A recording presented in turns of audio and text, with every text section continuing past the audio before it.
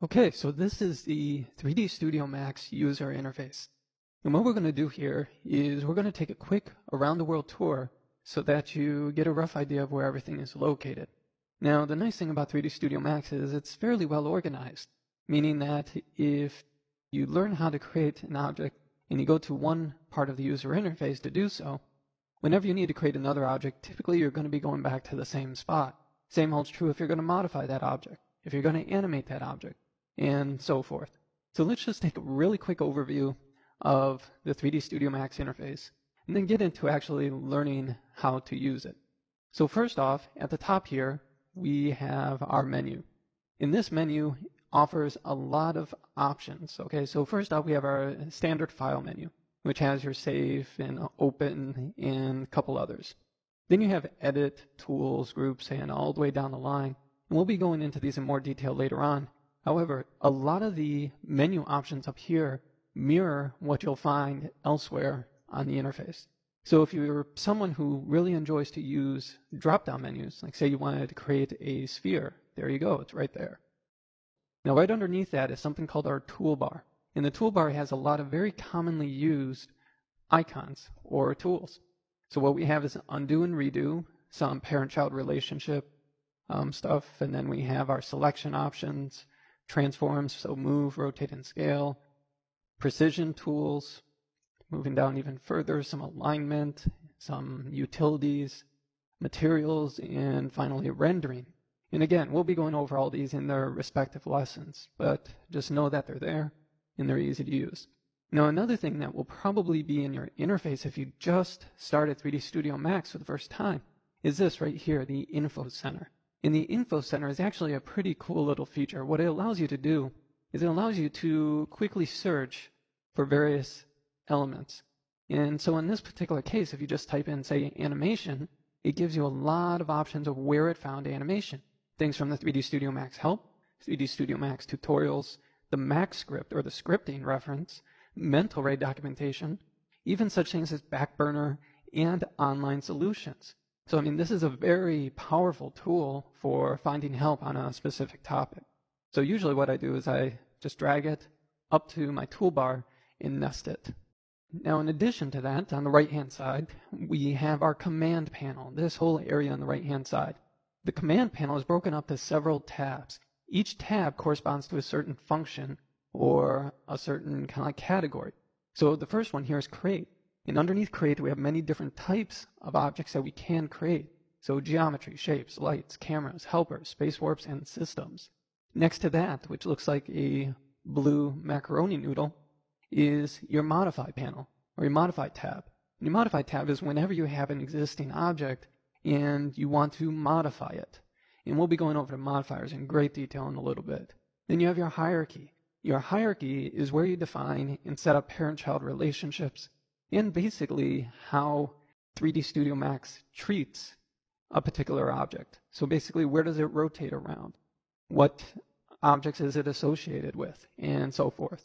Further on down from there is your motion panel. Your motion panel is where you can control or assign constraints and controllers to your object. So if you want your object to have some procedural noise animated over time, you can do that over here. If you want your object to follow a path, you can do that over here as well. However, when we get to those particular sections, you'll see that there's actually a much easier way of doing it, much easier interface. To the right of that is your display. This is where you find a lot of helpful scene management techniques. So you can hide objects by a certain type, or specifically hide a specific object, freeze that object, and so forth. Next over from there is your utility panel. Your utility panel is kind of like where a lot of the things left over went. So you have a lot of useful tools here, but they don't really fit into a lot of the other categories, such things as the asset browser. The asset browser allows you to easily search your hard drive or the internet for assets, such as models, textures, and so forth. You have camera matching capabilities, a couple debugging tools here, and physics. You also have underneath more, many more options, such as rescaling world units or assigning vertex colors, and the list goes on. Now, underneath there, we have our viewport controls. Your viewport controls are the ones that modify your viewports, these 4 boxes in the middle of the screen here. And these 4 boxes represent different views on your world. So you can see we have our perspective, our front, our top, and our left. And we'll be spending a lot of time with the viewports. But one of the things to notice is 3D Studio Max has a pretty decent viewport renderer. Like right here, we're getting shadows, real-time shadows in our viewport to really help us in positioning objects and positioning our shadows to see what works best for our particular scene. To the left of that are animation controls, and what these do is they basically work like a VCR or DVD control, where you can step through, you can play, you can jump to various points in time. Next to that are the animation creation tools, so if you want to create keyframes and so forth. Now right above that we have our timeline. Our timeline represents our animation, or basically how much time are we actually looking at and working with at this very point. So you can do such things as scrub through the time, jump through to specific points in time, and so forth. Now below that, in the center here, is our readout for our X, Y, and Z coordinates. And currently, it's corresponding to my Move tool. So the Move tool is telling us, okay, what is the position for the X, Y, and Z positions? I switch over to Rotate. You can see there is no rotation, and scale is set to that. So we can use these to precisely move an object. You can type in values, say we want to go -2000 to move the light over to that location. Also, these little spinners, you're going to be seeing these all over the place. So I just want to mention a couple things about them right now. First off, you can just click up and down on the arrows. You can click and hold on one of the arrows. You can click and drag on the arrows to move faster. You can type in this particular field. You can also, while that field is selected, you can press Control-N to bring up a calculator. So you can do 1,000 times 2. And it gives you the value right down here. You can click on Paste, and it puts it into your little window here. You can do all kinds of complex expressions. If you want to type in a new value, you can put an R in front of it to make it relative. And it'll only move it that many units relative to the existing value. So there's a lot of very cool ways that you can work with this particular spinner.